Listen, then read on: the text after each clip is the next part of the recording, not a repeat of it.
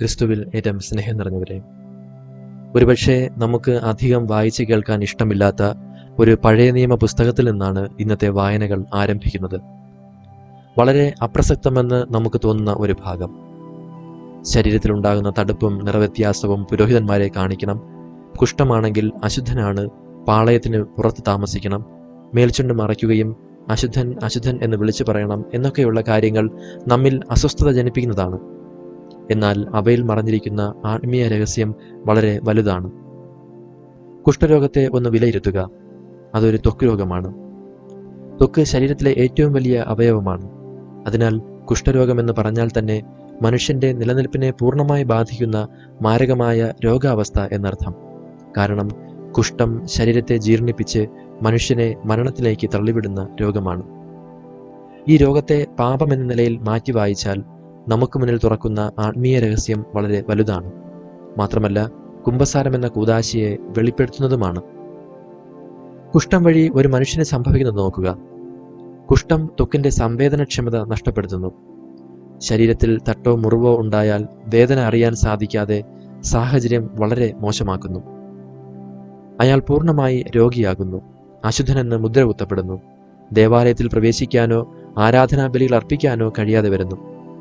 പകർച്ചവ്യാധി ആയതുകൊണ്ട് തന്നെ മറ്റുള്ളവരിൽ നിന്ന്, സമൂഹത്തിൽ നിന്ന് മാറ്റപ്പെടുന്നു. മരണം വരെ സംഭവിക്കുന്നു. പാപിയായ മനുഷ്യന് സംഭവിക്കുന്നതും ഇതാണ്. ധാർമ്മിക സംവേദനക്ഷമത നഷ്ടപ്പെടുന്നു. നന്മ ഏത്, തിന്മ ഏതെന്ന് അറിയാൻ സാധിക്കാതെ, തന്നെ മനുഷ്യനാക്കുന്നതും തരം താഴ്ത്തുന്നതും ഏതാണെന്ന് അറിയാനാകാതെ ജീവിക്കേണ്ടി വരുന്നു. പൂർണ്ണമായി ഒരു മനുഷ്യന്റെ നിലനിൽപ്പിനെ ബാധിക്കുന്നു. അത് മറ്റുള്ളവരിലേക്ക് പടരുന്നു. അതിനാൽ മറ്റുള്ളവരിൽ നിന്ന് വേർപെടുത്തുന്നു. ദൈവത്തിൽ നിന്നും ദൈവാരാധനയിൽ നിന്നും അകറ്റപ്പെടുന്നു. അശുദ്ധനാകുന്നു. ആത്മീയമായി മരിക്കുന്നു. ഒരു കുറ്റവാളിയെ നോക്കുക. മാനുഷികമായ മുഖം അവനില്ല. സത്യസന്ധതയില്ലാത്തവനും സ്വാർത്ഥനും അസത്യപ്രചാരണം നടത്തുന്നവനും വഴക്കടിക്കുന്നവനും സത്യത്തിൽ അങ്ങനെ തന്നെയാണ്. ശ്രദ്ധിക്കുക, കുഷ്ഠരോഗി വിളിച്ചു പറഞ്ഞിരുന്നത് അശുദ്ധൻ അശുദ്ധൻ എന്നാണ്. അതേസമയം കർത്തൃസന്നിധിയിൽ മാലാഖമാരും വിശുദ്ധരും ദൈവത്തെ മഹത്വപ്പെടുത്തിക്കൊണ്ട് പറയുന്നത് പരിശുദ്ധൻ പരിശുദ്ധൻ എന്നാണ്. നോക്കുക രണ്ടിൻ്റെയും വ്യത്യാസം. പാപത്തിലായിരിക്കുന്നവർക്ക് ദൈവത്തെ മഹത്വപ്പെടുത്താൻ സാധിക്കുകയില്ല. നമ്മൾ ദിവ്യബലിയിൽ പരിശുദ്ധൻ പരിശുദ്ധൻ എന്ന് പാടുന്നത് സ്വർഗത്തിലെ മാലാഖമാരോടും വിശുദ്ധരോടുമൊപ്പമാണ് എന്ന ബോധ്യം നമുക്കുണ്ടാകണം. സ്നേഹം നിറഞ്ഞവരെ, പാപത്തെ എത്രമാത്രം ഗൗരവത്തോടെ നമ്മൾ നോക്കിക്കാണണമെന്ന് വ്യക്തമാക്കുകയാണ്.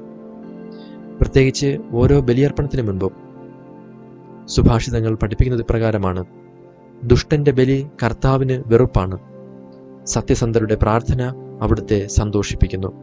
അതിനാൽ നമ്മുടെ ഓരോരുത്തരുടെയും പ്രാർത്ഥനകൾ അവിടുത്തെ എപ്പോഴും സന്തോഷിപ്പിക്കുന്നത് ആയിരിക്കട്ടെ. ഈ കാര്യങ്ങൾ മനസ്സിൽ സൂക്ഷിച്ചുകൊണ്ട് സുവിശേഷം വായിക്കുക. അക്കാലത്ത് ഒരു കുഷ്ഠരോഗി യേശുവിൻ്റെ അടുത്തെത്തി മുട്ടുകുത്തി അപേക്ഷിച്ചു, അങ്ങേക്ക് മനസ്സുണ്ടെങ്കിൽ എന്നെ ശുദ്ധനാക്കാൻ കഴിയും. ഈ കുഷ്ഠരോഗി വ്യത്യസ്തനാണ്. ജനസമ്പർക്കത്തിൽ നിന്ന് അകന്നു നിൽക്കാൻ വിധിക്കപ്പെട്ടവനാണ് കുഷ്ഠരോഗി. അതിനാൽ യേശുവിൻ്റെ അടുത്ത് വരാൻ ധൈര്യപ്പെട്ടത് വളരെ വലിയൊരു സാഹസമാണ്.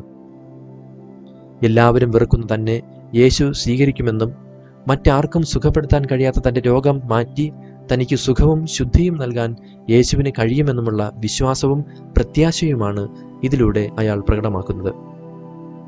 നമ്മുടെ വിശ്വാസ ജീവിതത്തിന് ഏറെ അനുകരണീയമാണ് ഈ കുഷ്ഠരോഗി. സാധാരണ യേശുവിൽ നിന്ന് സൗഖ്യം നേടിയവരെല്ലാം തന്നെ ആരുടെയെങ്കിലും കൂടെ വരുന്നതായിട്ടാണ് നമ്മൾ കാണുന്നത്. എന്നാൽ ഈ കുഷ്ഠരോഗി വരുന്നത് ഒറ്റയ്ക്കാണ്. അവന് കുടുംബ ബന്ധങ്ങൾ പോലും നഷ്ടമായിരിക്കുന്നു. ജീവിതത്തിൽ ഇനി കൂടുതൽ പ്രതീക്ഷയില്ല. സുഖപ്പെടുത്തുമോ എന്ന് ചോദിച്ച് യേശുവിൻ്റെ അടുത്ത് വരാൻ കുടുംബക്കാർ പോലും മുതിരാത്തതിന് കാരണം കുഷ്ഠം ഭേദമാകുക എന്ന് പറയുന്നത് മരിച്ച ഒരാൾ ഉയർക്കുന്നതിന് തുല്യമാണ്. അത്രയ്ക്ക് അസാധ്യമെന്ന് കരുതിയിരുന്നു. പ്രിയപ്പെട്ടവരെ, ഇതൊരു ഓർമ്മപ്പെടുത്തൽ കൂടിയാണ്. ജീവിതയാത്രയിൽ നാം എല്ലാവരും ഒറ്റയ്ക്കാണ്. ചില നിർണായക നിമിഷങ്ങൾ നമ്മൾ ഒറ്റയ്ക്ക് തരണം ചെയ്തേ മതിയാകും. കൂടെ കൂടിയവരും പാപത്തിലേക്ക് നയിച്ചവരും കളി പറഞ്ഞു നടന്നവരും വീട്ടുകാരും അപ്പോൾ ഒപ്പമുണ്ടാകില്ല. ക്രിസ്തുവിൻ്റെ അടുക്കിലേക്ക് വരാൻ മനസ്സാക്കിയാൽ നമുക്ക് ആശ്വാസത്തിന് വകയുണ്ട്. അതിനാൽ എൻ്റെ അടുക്കൽ വരുന്നവരെ ഞാൻ ഒരിക്കലും തള്ളിക്കളയുകയില്ല എന്ന യേശുവിൻ്റെ മനോഭാവത്തിൽ വിശ്വസിച്ചുകൊണ്ട് നമുക്കും അവിടുത്തെ സന്നിധിയിൽ അനുനിമിഷം അണയാം. ഇനി ഇവിടെ കുഷ്ഠരോഗി യേശുവിനോട് ചോദിക്കുന്നത് കൂടെ ശ്രദ്ധിക്കാം.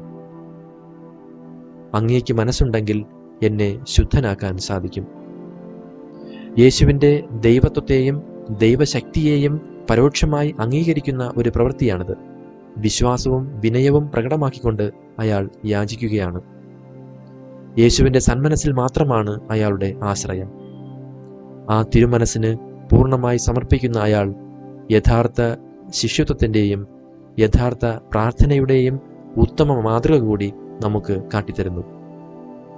രോഗസൗഖ്യം മാത്രമല്ല അയാൾ യാചിക്കുന്നത്, രോഗത്തെക്കാൾ ഭയപ്പെടുത്തുന്ന അശുദ്ധി കൂടി മാറ്റിക്കിട്ടണം. നമ്മുടെയും പ്രാർത്ഥനകളിൽ പ്രധാനമായും ഉൾപ്പെടുത്തേണ്ടത് അതാണ്, വിശുദ്ധിക്ക് വേണ്ടിയുള്ള പ്രാർത്ഥന. യേശു ആ മനുഷ്യനോട് പറഞ്ഞു, എനിക്ക് മനസ്സുണ്ട്, നിനക്ക് ശുദ്ധി ഉണ്ടാകട്ടെ. എന്നിട്ട് അവനോട് പറഞ്ഞു, പോയി പുരോഹിതന് നിന്നെ തന്നെ കാണിച്ചു കൊടുക്കുക.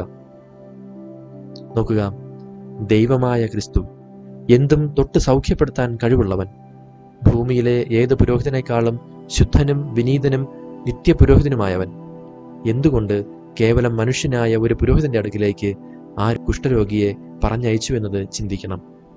ക്രിസ്തുവിന് തന്നെ നീ ശുദ്ധനാണെന്ന് പറഞ്ഞ് വിടാമായിരുന്നു. എന്നാൽ അങ്ങനെ ചെയ്തില്ല. നമ്മിൽ ചിലരെങ്കിലും പറയാറുണ്ട്, ഞാൻ നേരിട്ട് ദൈവത്തോട് പാപം പറയാറുണ്ട്, കേവലം മനുഷ്യനായ ഒരു പുരോഹിതന്റെ അടുക്കൽ പോയി പറയേണ്ട കാര്യമൊന്നുമില്ല എന്ന്. പക്ഷേ ഇന്നത്തെ സുവിശേഷം അതല്ല പഠിപ്പിക്കുന്നത്. ക്രിസ്തു അതല്ല പഠിപ്പിക്കുന്നത്. ദൈവം തന്നെയായ ക്രിസ്തു ഒരു വാക്കുകൊണ്ടും നോട്ടം കൊണ്ട് പോലും സൗഖ്യപ്പെടുത്താൻ കഴിവുള്ളവൻ ഈ കുഷ്ഠരോഗിയെ പറഞ്ഞയക്കുന്നത് പുരോഹിതന്റെ അടുക്കിലേക്കാണ്. അതായത് കുംഭസാരം ദൈവം നിശ്ചയിച്ചിരിക്കുന്ന ഒരു പദ്ധതിയാണ്. അത് മാനിക്കണം. ആത്യന്തികമായി ദൈവം തന്നെയാണ് പാപങ്ങൾ ക്ഷമിക്കുന്നത്. എന്നാൽ പാപമോചനം ദൈവം നൽകുന്നത് കേവലം മനുഷ്യരും പാപികളുമായ വൈദികരിലൂടെയാണ് എന്ന് ചുരുക്കം. അതിനാൽ ഈ വചനങ്ങൾ നമുക്ക് മുന്നിൽ വയ്ക്കുന്ന പാഠങ്ങൾ ഉൾക്കൊള്ളാം. വിശുദ്ധിയിൽ ജീവിക്കാൻ വേണ്ട കൃപ അവിടുന്ന് നമുക്ക് നൽകുമാറാകട്ടെ. സർവശക്തനായ ദൈവം, പിതാവും പുത്രനും പരിശുദ്ധാത്മാവും നമ്മെ അനുഗ്രഹിക്കുമാറാകട്ടെ. ആമേൻ.